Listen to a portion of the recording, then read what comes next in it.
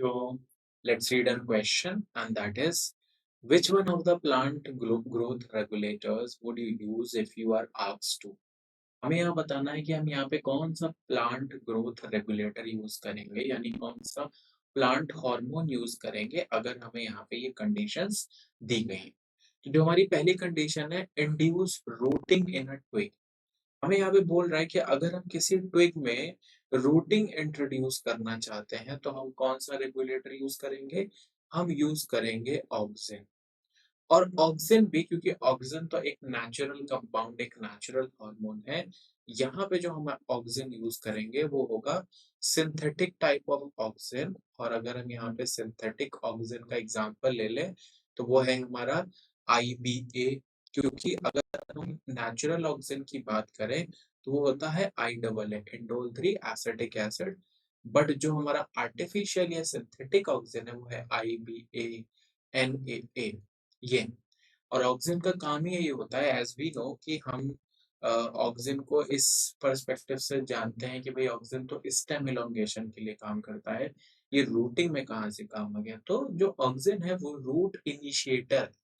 जब रूट जो है थोड़ी सी डेवलप हो जाती है तो वो उसको ब्लॉक कर देता है और तब स्टेम को इलोंगेट करता है ताकि जो रिक्वायर्ड न्यूट्रिएंट्स है वो मिलते हैं।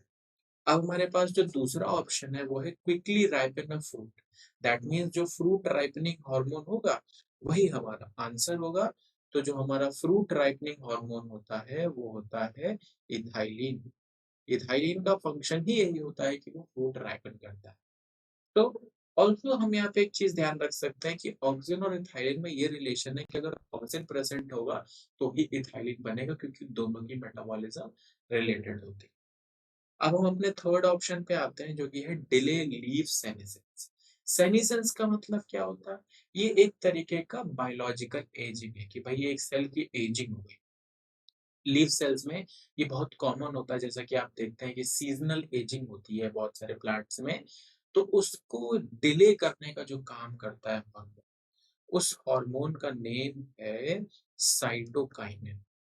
यहाँ पे हम हार्मोन का नेम क्या लिखेंगे? साइटोकाइनिन। साइटोकाइनिन का काम ही यही होता है कि वो लीफ सेनेसेंस को डिले करते हैं और प्लांट को ग्रोथ देते हैं।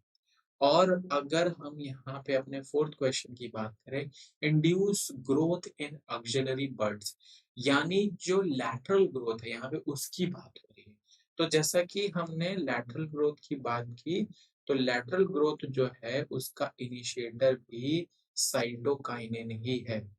जब भी हम बात करते हैं, यहाँ पे हम लिख सकते हैं, जब भी हम बात करेंगे स्टेम इलोंगेशन की, ध्यान रखिएगा, तो हम बात करते हैं ऑक्सिन की।